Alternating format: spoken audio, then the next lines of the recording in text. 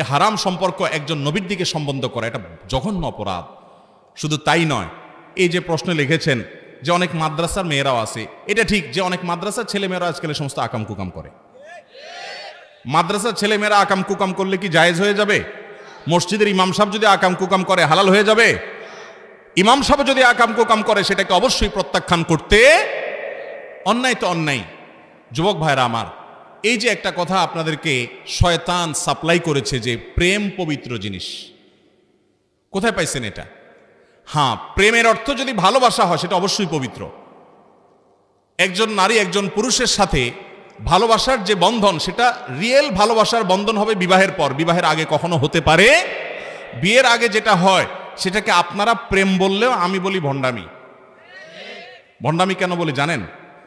কারণ কিছু ক্ষেত্রে আছে যে ঠিক আছে আসলেই একেবারে ভালোবাসা ছাড়া কিছু নাই, কিন্তু বাস্তবতা হলো বেশিরভাগ ক্ষেত্রেই এখানে জৈবিক চাহিদাটা পূরণ করা, মেটানো, এটাই হলো মুখ্য।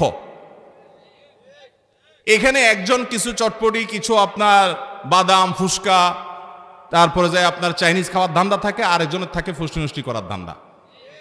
নাম দিছে কি? প্রেম। এই জন্য দেখবেন তথাকথিত প্রেমের নামে ছেঁকা খাওয়া, ধরা খাওয়া, তারপরে যায় একজনের কয়েকটার সাথে রিলেশন করা, একটা ছেড়ে আরেকটা ধরা, এগুলো অহরহ হয়ে থাকে। আমি তো প্রায় বলি যে তথাকথিত প্রেম যেটাকে আপনি বলতেছেন পবিত্র, এই প্রেমের যে নায়ক খলনায়ক যেগুলো ছেলে মেয়েরা আছে, অনেক ছেলে আছে অনেক মেয়ের সাথে এই অবৈধ সম্পর্ক জড়িয়ে এই মেয়ের জীবন নষ্ট করে, তাকে মিথ্যা কথা বলে প্রলোভন দিয়ে বিবাহের কথা বলে, হান বলে, তান বলে, ভালোবাসে একেবারে জীবন শেষ করে ফেলবো, তোমার ছাড়া বাঁচবো না। এদিকে এসে হুজুরের কানে কানে বলে, মহিলা মাদ্রাসার হুজুরে, হুজুর আপনার মাদ্রাসার একটা ভালো একটা ছাত্রী আমার জন্য দেখবে। আর ওদিকে মেয়েদের সাথে বদমাইশি করে বেড়ায়, আছে না নাই? বিবাহ বহির্ভূত সম্পর্ক এগুলো সুখ পর্যন্ত গড়ায় না সাধারণত। সামাজিক একটা বন্ধন, যেখানে সমাজের নেতৃবৃন্দ থাকেন, বাবা মা থাকেন, মুরব্বীরা থাকেন, মান্যগণ্যরা থাকেন, তখন একটা কমিটমেন্ট তৈরি হয়। সেখানে সাধারণত জুলুম বা টর্চার বা প্রতারণার সম্ভাবনা অনেক কম থাকে, এখানেও হয়, পরিমাণ অনেক কম হয়। আল্লাহ তাআলা আমাদেরকে এই সমস্ত প্রতারণা থেকে আমাদের যুবকদেরকে বেঁচে থাকার তৌফিক দান করুন। আমি সবসময় বলি যুবক ভাইয়েরা, যৌবন জীবনে একবার আসবে না দুইবার আসবে? একবার আসবে। এই যৌবনকে নষ্ট করবেন, যদি নষ্ট করে ফেলেন তাহলে সারা জীবন আপনাকে আফসোস করতে হবে। এরপরে প্রশ্ন হলো, যে কোনো কারণে সঠিক সময়ে নামাজ পড়তে পারলাম না, নামাজের ওয়াক্ত শেষ হয়ে গেছে, ওই নামাজ কখন পড়তে হবে? পড়তে পারেন। ভুলে গেছেন, ঘুমায় গেছেন, হঠাৎ জেগে উঠছেন, তাহলে তখনই পড়ে ফেলবেন। মান্নামা আন সালাতিন আও নাসিহা ফালিউসাল্লিহা ইযা যাকারাহা ফাইন্না যালিকা ওয়াক্তু। হাদিসে আসছে যে ব্যক্তি ঘুমে কারণে নামাজ পড়তে পারলো না বা কোনো বিশেষ ব্যস্ততায় সে ভুলে গেছে, তাহলে যখন স্মরণ হবে, যখন ঘুম ভাঙবে তৎক্ষণাৎ পড়ে ফেলতে হবে। এটা জীবনে কালে বদলে হতে পারে, কিন্তু প্রতিদিন হলে সেটা অবশ্যই আপনার ক্ষমার যোগ্য না, বরং সেটা জঘন্য অপরাধ। এরপরে প্রশ্ন হলো, আমি কোরআন শরীফ শুদ্ধ করে পড়তে পারি না, কিন্তু আমি প্রতিদিন সকালে মসজিদে শুদ্ধ করে পড়ার চেষ্টা করি। মসজিদের ইমাম সাহেব বলে যারা কোরআন শুদ্ধ করে পড়তে পারে না কিন্তু সকালে মসজিদে কোরআন পড়ে তাদের উপর আল্লাহ লানত পড়বে, এই কথাটা কতটুকু সত্য? নাউজুবিল্লাহ। কোন ইমাম যদি এই কথা বলেন তাহলে সন্দেহাতীতভাবে তিনি জঘন্য ভুল করছেন, তার ইস্তেগফার করা উচিত। এক্ষেত্রে একটা হাদিস বলা হয়, রুব্বা কারিইন লিল কোরআন ওয়াল কোরআন ইয়ালআনুহু। বহু কোরআনের পাঠক আছে কোরআন পড়ে অথচ কোরআন তাদেরকে অভিশাপ দেয়। এই যে হাদিস বলা হয়, এই হাদিসটা সম্পর্কে মুহাদ্দিসিন ইকরাম, হাদিস বিশারদদের মন্তব্য হলো এটা কোনো হাদিস না, এবং এটাকে নবী সাল্লাল্লাহু আলাইহি ওয়াসাল্লামের বক্তব্য হিসেবে কোথাও পাওয়া যায় না। মাইমুন ইবনে মেহরানের বক্তব্য হিসেবে অনেক মুহাদ্দিসগণ মন্তব্য করেছেন, এই যে একজন সালাফ পূর্বসূরির বক্তব্য, এটা কোনো হাদিসের নবী সাল্লাল্লাহু আলাইহি ওয়াসাল্লামের বক্তব্য না, নবী সাল্লাল্লাহু আলাইহি ওয়াসাল্লামের দিকে সম্বোধন করা সঠিক নয়। এটা হলো প্রথম কথা। দ্বিতীয় কথা হলো যে ধরেও নেওয়া হয় হাদিসের অংশ হোক সেটা মাইমুন ইবনে মেহরান, তিনি একজন সালাফ, তার উক্তি হিসাবে যদি ধরে নেওয়া হয় তাহলে তার অর্থ আপনাকে কে বলেছে যে কোরআন শুদ্ধ করার চেষ্টা করে তারপরেও সে শুদ্ধ করতে না পারলে লানত পড়ে, কে বলেছে আপনাকে? এটার ব্যাখ্যা সৌদি আরবের সাবেক গ্র্যান্ড মুফতি শেখ আব্দুল আজিজ বিন আব্দুল্লাহ বিন বাজ রাহমাতুল্লাহ বলেছেন। এর ব্যাখ্যা হলো যে সে মসজিদে বা বাসায় যে কোনো জায়গায় কোরআন তেলাওয়াত করে, কোরআনে পড়ে একটা, সে আমল করে আরেকটা, উল্টা, তো এই কোরআনের অভিশাপ পায়, এরকম উদ্দেশ্যে কথা অনেক উলামা ইকরাম বলেছেন। যাই হোক, খোলাসা কথা হলো, আপনি কোরআন পরিপূর্ণ বিশুদ্ধ করে পড়তে পারেন না কিন্তু চেষ্টা করেন, আপনি অবশ্যই আল্লাহর কাছে সওয়াব পাবেন, লানত পড়বে না আপনার, বরং কি হবে, আপনি সওয়াব পাবেন। তবে হ্যাঁ, শুদ্ধ করার চেষ্টা করতে হবে। আপনি কোনো একজন আলেম হাফেজের কাছে গিয়ে বলবেন, হুজুর আমার তেলাওয়াতটা একটু শুনেন, যদি মেজর ভুল থাকে, যেটাকে লাহানে জলি বলে, যেটা কারণে অর্থ পরিবর্তন হয়ে যায়, তাহলে সেক্ষেত্রে কিন্তু কি হবে, আপনার ওটাকে কারেকশন করতে হবে, কারণ ওটার কারণে আপনার নামাজ হবে না, নামাজ নষ্ট হয়ে যাবে। এই জন্য মিনিমাম অতটুকু আপনাকে শুদ্ধ করতে হবে। আজকাল অনলাইনে আপনি ইউটিউব থেকে মুখে মুখে উচ্চারণ এক্সারসাইজ করতে করতে, অনুসরণ করতে করতে আপনি 60% শুদ্ধ করে ফেলতে পারবেন। শুদ্ধতার একটা না অনেকগুলো লেয়ার আছে। 100% শুদ্ধ এটা সবার হয় না। আমারও অনেক তেলাওয়াতের মধ্যে আমার চাইতে আরো ভালো যারা তেলাওয়াত জানেন, তিনি অনেক সূক্ষ্ম সূক্ষ্ম ছোট ছোট অশুদ্ধ দিক বাইর করতে পারবেন। এগুলোর কারণে কোনো তেলাওয়াতের কারণে সওয়াব হবে না বা গুনাহ হবে এরকম কোনো বিষয় না। মান যার যত সুন্দর হবে তার সওয়াব তত বেশি হবে। এই জন্য আপনি চেষ্টা করবেন। কিন্তু আপনি যদি পড়তে কষ্ট হয়, বিশেষ করে অনেক লোক আছে শুদ্ধ করতে পারে না কিন্তু চেষ্টা করে আপ্রাণ, এই যে বেদে বেদে পড়ে স্পিডি তেলাওয়াত করতে পারে না, শুদ্ধ করতে গিয়ে আস্তে আস্তে পড়ে, তার অনেক কষ্ট হয়। নবী সাল্লাল্লাহু আলাইহি সাল্লাম বলেছেন তাদেরকে বরং আল্লাহ তাআলা ডাবল সওয়াব দান করবে। তাহলে কোরআন তেলাওয়াত বাবা পড়তে গিয়ে যদি গুনাহ হয় আবার লানত পড়ে যায়, তার চাইতে আমি না পড়ি, এই কাম করবেন, বরং চেষ্টা করবেন শুদ্ধ করার। ঠিক আছে তো ইনশাআল্লাহ? একেবারে হুজুরদের মতো শতভাগ শুদ্ধ করতে পারেন না, অসুবিধা নাই, কোনো অসুবিধা নাই, তারপর আপনি সওয়াব পাবেন। আপনি চেষ্টা করেন, কোনো হুজুরকে শুনান যে মেজর ভুল হয় কিনা। মেজর ভুল, বড় ভুল, অর্থ পরিবর্তন হওয়ার মতো ভুল যদি না হয়, একবারে শতভাগ ঠিক করে বলতে পারেন না, তো এটার কারণে আপনার অর্থ বিকৃতি হবে না এবং এর কারণে আপনার গুনাহ হবে না, বরং সওয়াব পাবেন ইনশাআল্লাহ। চেষ্টা অব্যাহত রাখবেন, তবে ওলামাদের সহযোগিতা নেবেন। এরপরে প্রশ্ন হলো, আমার ছোট বয়সে বাবা মারা যায়, তারপর আমাকে অন্য জায়গায় লালন পালন করতে দেওয়া হয়। এখন আমি সেই ছোট থেকেই পালিত বাবা মাকে বাবা মা ডেকে আসছি এবং তাদের নাম দিয়েই বিয়ে পড়ানো হয়েছে। এখন আমার কি করণীয়? ভাইরা আমার, বাবা এবং মা এটা পৃথিবীতে কখনো পরিবর্তনযোগ্য হতে পারে। আল্লাহ তাআলা কোরআনে বলেছেন, উদউহুম লিআবাইহিম, সন্তানদেরকে ডাকবা কার নামে? বাবার সাথে সম্বন্ধ করে, যেটা অমুকের ছেলে। আমাদের দেশে এই সমস্যা অনেক পরিবারে আছে, যে ধরুন একজন গরিব মানুষের ছেলে বা মেয়ে বা একজন আপনজনের ছেলে মেয়ে আপনি লালন পালন করলেন, বড় করেছেন, আপনার ছেলে মেয়ে হয় না।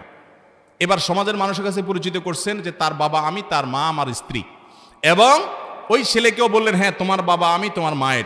এটা প্রতারণা, এটা মিথ্যা কথা, এটা জায়েজ হতে পারে। এই সন্তানের যারা বাবা মা জন্মদাতা, গর্ভধারণকারিণী, কিয়ামত পর্যন্ত তারাই হবে, এটা কখনো পরিবর্তন করার মতো বিষয়। আপনি লালন পালন করেছেন, আপনাকে আঙ্কেল আন্টি বলা যেতে পারে, আপনাকে শ্রদ্ধার সাথে অবশ্যই সে আপনার কৃতজ্ঞতা আদায় করবে, সেটা ভিন্ন বিষয়, কিন্তু তার বাবা মাকে ভুলিয়ে রাখবেন, এটা কখনো জায়েজ হতে পারে। যদি আগে থেকে এরকম হয়ে থাকে আল্লাহর কাছে ইস্তেগফার করবেন, এটাকে কারেকশন করবেন। হ্যাঁ, কাগজপত্রে নাম উঠে গেছে, জন্ম নিবন্ধনের নাম চলে গেছে, এখন আর পরিবর্তন সম্ভব না, এনআইডি হয়ে গেছে, তাহলে সেখানে পরিবর্তন না করলেন, কিন্তু অন্তত আপনি নিজের মধ্যে আপনার এই ধারণা থাকতে হবে যে আমার বাবা অমুক, আমার মা অমুক, এবং তাদের সন্তান হিসাবে ভবিষ্যতে আপনি চেষ্টা করবেন পরিচিত করার। আল্লাহ তাআলা আমাদের ভুল ত্রুটিগুলো মাফ করে দিন। এরপরে প্রশ্ন হলো, আমার পরিবার থেকে আমার সাথে আমার খালাতো বোনের বিবাহ ঠিক করেছে, কিন্তু তার সাথে আমার কথাবার্তা হয়, কিন্তু পরিবার থেকে বিবাহ দিচ্ছে না, এখন আমার করণীয় কি? দেখুন, আমাদের দেশে এই রোগটা ঘরে ঘরে আছে। বিয়ে ঠিক করে রাখে, নাম দেয় এঙ্গেজমেন্ট, আছে না নাই? আংটি একটা পরায়া দখল করে রেখে দেয়, বলে যে এঙ্গেজমেন্ট হয়ে গেছে। এবার ওই ছেলে মেয়ে স্বামী স্ত্রী সুলভ আলাপ সালাপ জমায় দেয়, আছে না নাই? ইসলাম এটা জায়েজ নাই ভাই, এটা গুনাহের কথা। যতক্ষণ পর্যন্ত আগদ না হবে, দুইজন সাক্ষীর সামনে এক পক্ষ প্রস্তাব দিবে, আরেক পক্ষ প্রস্তাবের সম্মতি দিবে, বাস এর মাধ্যমে বিবাহ সংগঠন হয়ে যাবে। এখানে ফার্দার কোনো অবস্থাতেই আপনি আগদ হওয়ার আগ পর্যন্ত স্বামী স্ত্রী সুলভ আলাপ সালাপ জমাতে পারবেন। এঙ্গেজমেন্ট হলে বিয়ে হয় না, আগদটা অন্তত করে নেন। অনেক বাবা মা আর আছে এগুলো না বুঝার কারণে সন্তানদেরকে জেনার দিকে ঠেলে দেয়। বাবারা মায়েরা এগুলো শেখার চেষ্টা করেন, জানার চেষ্টা করেন, আগদটা পড়াই দেন না। সমস্যাটা কোথায়? উঠাউঠি পরে করেন, আয়োজন পরে করেন, খাওয়া দাওয়া অনুষ্ঠান পরে করেন, শুধুমাত্র কবুল ইজাবার কবুল করেন দুজন সাক্ষীর সামনে, একজন হুজুর এসে বাস আপনার বিয়ে হয়ে গেল শরীয়ত অনুযায়ী। এবার তারা ছেলে মেয়ে তারা কথা বলতে কোনো অসুবিধা নেই। এই সমস্যার কারণে আমাদের অনেক ভাইরা আছেন এঙ্গেজমেন্টের পরে বিয়ের আগ পর্যন্ত তথাকথিত বোঝাপড়ার নামে তারা জেনায় লিপ্ত হন। এটা শরীয়তে জায়েজ হতে পারে না, এটা গুনাহের কথা। এরপরে প্রশ্ন হলো, আমি একটি ডিপিএস করেছি, ইহার যে লাভের অংশ পাবো তার অংশ আমি ব্যবহার না করে যদি গরিব দুঃখীকে দিয়ে দেই, তাহলে এটা জায়েজ হবে কিনা? ডিপিএস আপনি করেছেন, সুদভিত্তিক ডিপিএস করা হারাম, এটা আপনি করবেন না। এবং সুদভিত্তিক কোনো লোন, কোনো স্কিমে টাকা রাখা, সেখান থেকে সুদ নেওয়া আপনার জন্য হারাম।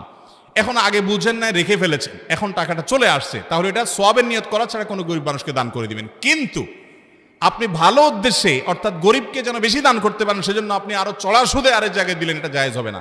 আমাকে একবার একজন এক ভদ্রলোক উনি প্রশ্ন করেছেন যে ভাই, আমি এক ব্যাংকে টাকা রাখলে সুদ পাই এই পার্সেন্টেজে, এখন আরেকটা ব্যাংক পাইছি সেখানে আমাকে আরো বেশি পার্সেন্টেজে সুদ দিবে, তো আমি নিজে তো খাবো না, এটা হারাম, আস্তাগফিরুল্লাহ, আমি খাবো না, তো আমি ওই ব্যাংকে দিব যাতে সুদটা বেশি আসে, এই টাকাটা তো আমি গরিবকে দিব, তো গরিব যেন বেশি পায়, জায়েজ হবে কিনা? তো আমি ওনাকে বললাম, ভাই সুদের লেনদেন করাটাই গুনাহ, হারাম। আপনি নিরুপায় হয়ে যদি করতে হয় যে আর কোনো উপায় নাই, তখন যায় এই মাসলা যে আপনি গরিবকে দান করে দিবেন। ঠান্ডা মাথায় আপনি সুদী ব্যাংকে টাকা রেখে সুদ নিয়ে এরপরে আপনি গরিব মানুষকে উপকার করতে যাবেন, এই পদ্ধতিতে আপনাকে দানের শিক্ষা ইসলাম দেয়, এটা নাজায়েজ এবং গুনাহের কথা, বিধায় এটা করা যাবে না। এরপরে প্রশ্ন হলো, বর্তমানে ষষ্ঠ সপ্তম পাঠ্য বইয়ের উপর আলোচনা করবে, আলোচনা হয়ে গেছে অনেকবার। মসজিদে বাচ্চারা গেলে কিছু মুরব্বীরা তাদের সাথে খারাপ আচরণ করে, এটা কি আদৌ ঠিক কিনা? এই মুরব্বীরা সবগুলো আল্লাহর কাঠগড়ার আসামি হবে। যেই মুরব্বীরা ছোট ছোট বাচ্চাদেরকে মসজিদে গেলে ধমক দেয়, ঘাট ধাক্কা দেয়, তোমার বাপের বাড়ি এটা? মানুষকে ধাক্কা দিতে আসছো, ধমক দিতে আসছো? সব জায়গায় মাতবরি মাস্তানি। মসজিদের মধ্যে ছোট ছোট বাচ্চারা যখন আসে, বিশেষ করে এত ছোট বাচ্চা আবার না, ভুল বুঝবেন না, যে অনেক বাপ মা আছে 3 বছর 2.5 বছরের বাচ্চা নিয়ে আসে, ও পেশাব করে দিবে, নষ্ট করতো, নামাজের কিছুই বুঝে না, এত ছোট বাচ্চা না। ধরেন 500 বছরের বাচ্চা, যে বাচ্চা নামাজ পড়তে শিখবে, আরে আজকের বাচ্চা আগামী দিনের মুসল্লি, আজকের বাচ্চা আগামী দিনের, তাকে নামাজ শিখাইতে হবে না? এখন সমস্যা হলো, আপনি বলবেন যে ভালো কথা, নামাজ শিখাইতে হবে, কিন্তু মসজিদে আসে যে মুসল্লিদের ডিস্টার্ব করে, মুসল্লিদের এতটুকু ডিস্টার্ব সহ্য করার মতো মানসিকতা থাকতে হবে। সব কিছুতে পণ্ডিতি করা যাবে না। গল্প শুনেন, ঘটনা শুনেন। নবী করিম সাল্লাল্লাহু আলাইহি ওয়াসাল্লাম সিজদায় গেছেন, আমাদের নবীজি সিজদায় গেছেন, নাতি হাসান বা হোসেন রাদিয়াল্লাহু তাআলা পিঠের উপর উঠে বসছে, বুঝেন, গোড়া গোড়া খেলতেছে, নানার পিঠ পাইছে নাতি।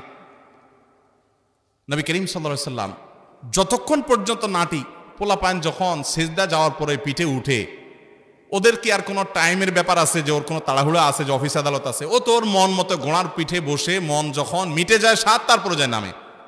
ঠিকই হযরত হাসান বা হোসেন রাদিয়াল্লাহু তাআলা আনহুমা যিনি ছিলেন, তিনি এরকম অনেকক্ষণ পরে নামছেন। নবী সাল্লাল্লাহু আলাইহি ওয়াসাল্লাম ততক্ষণ পর্যন্ত সিজদা থেকে উঠার চেষ্টাও করেন নাই, সিজদার তাসবিহ পড়তেছেন পড়তেছেন পড়তেছেন। নাতি নেমে গেছে, তিনি মাথা সোজা করেছেন। কোনো হাদিসে আমরা পাই না যে উনি ফাতেমা রাদিয়াল্লাহু ডেকে এনে ধমক দিয়েছেন নিজের মেয়েকে, যে কেন বাচ্চাকে ধরো না, নাতিকে ধরো না, আমার নামাজে ডিস্টার্ব করছেন না।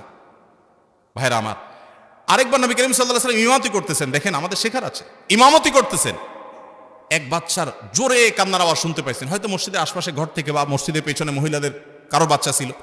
নবী করিম সাল্লাল্লাহু আলাইহি ওয়াসাল্লাম নামাজটাকে সংক্ষেপ করেছেন, তুলনামূলক অন্য সময়ের চাইতে একটু স্পিডে পড়ে শেষ করেছেন।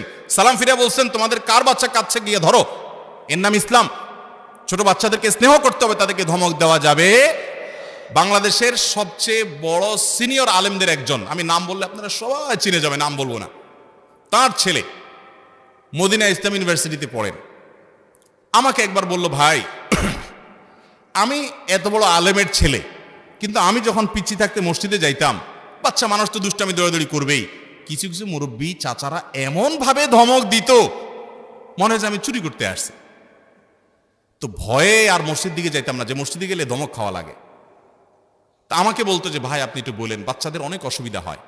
আমি প্রায় বলি, বাবারা যদি কোনো মুসল্লির সাথে বাচ্চা এসে বেশি ডিস্টার্ব করে, আছে না অনেকগুলো বেশি ডিস্টার্ব করে, তাদের বাবাকে আলাদা ডেকে নিয়ে বুঝাবেন, ভাই আপনার বাচ্চাটাকে আপনি একটু নিয়ন্ত্রণ করেন, ও বেশি দুষ্টামি করে, ওকে একটু আনলে ধরে রাখবেন নিজের সাথে, মানুষের নামাজ যেন ডিস্টার্ব না করে, তাকে বুঝাবেন, বাচ্চার সামনে ধমকাবেন না। আমি এই যে সিদ্ধিরগঞ্জ আমার ভূমিপল্লী মসজিদে একদিন দেখলাম এরকম একটা বাচ্চা খুব ডিস্টার্ব করছে, ওই বাচ্চাটার বাপকে আশেপাশে মুসল্লিরা আচ্ছা তোর ধুয়ে দিস, একদম গোষ্ঠী উদ্ধার করে ছেড়ে দিস বাচ্চার সামনে। আমি ছিলাম সাথে পিছনে কাতারে, তো আমি পরে ওই ধমক দিয়ে যে ওই বাচ্চার বাপারে অনেক বকাঝকা করছে, সেই লোকটার পিঠে হাত দিয়ে বললাম, বাবাজি বড় একটা জঘন্য কাজ করছেন আপনি, এবং আল্লাহর কাছে মাপ চান। আপনি কারে ধমক দিছেন? কোথায় ধমক দিছেন আপনি? আল্লাহর ঘর, এখানে আপনি বাচ্চাটার ধমক দিলেন, বাচ্চাটার বাপকে ধমক দিলেন। আপনি বাচ্চাটার বাপকে 100 বার বোঝাবেন, কিন্তু বাচ্চার সামনে না। বাচ্চা তো মনে করবে, হায় হায় রে, আমার বাপে আমাকে মসজিদে আইনা বোধহয় বিরাট অপরাধ করে ফেলছে। ঠিক না ভাই? ঠিক। দেখেন নবী করিম সাল্লাল্লাহু আলাইহি ওয়াসাল্লাম মসজিদে একজন বেদুইন এসে পেশাব করে দিছে, আমরা হলে কি করতাম চিন্তা করেন। কি করছে? পেশাব করে দিছে, মসজিদের মধ্যে দাঁড়ায় বসে সরসরে পেশাব করে দিছে। সাহাবীরা তো হাতারাতা গোছায় ধমক দিতেছে, আরে মসজিদে পেশাব করতে গেছে। নবী সাল্লাল্লাহু আলাইহি ওয়াসাল্লাম বলেছেন, দাউ হু আলা তুজরিমু, খবরদার তাকে পেশাব করতে দাও, কোনো ধমক দিবা না, ধমক দিবা না। লোকটা পেশাব করে শাসছেন। দেখেন নবী সাল্লাল্লাহু আলাইহি ওয়াসাল্লামের শাসন পদ্ধতি দেখেন। ওই সবার সামনে তাকে ধমক দেয় নাই, বলছে পেশাব করতে দাও। কেন? কারণ ওই টাইমে ধমক দিলে পেশাব বন্ধ হয়ে গেলে তো রোগ হয়ে যাবে। লোকটা পেশাব মন ভরে করছে মসজিদের ভিতরে। বুঝেন কেন মসজিদে পেশাব করছে? আপনারা যারা সৌদি আরবে মিডিল ইস্টে গেছেন আপনারা জানেন, এখনো মরুভূমির গহীন ভেতরে অনেক লোক বসবাস করে যারা শহরের কোনো কালচারে অভ্যস্ত না। এরা জানে না যে পেশাব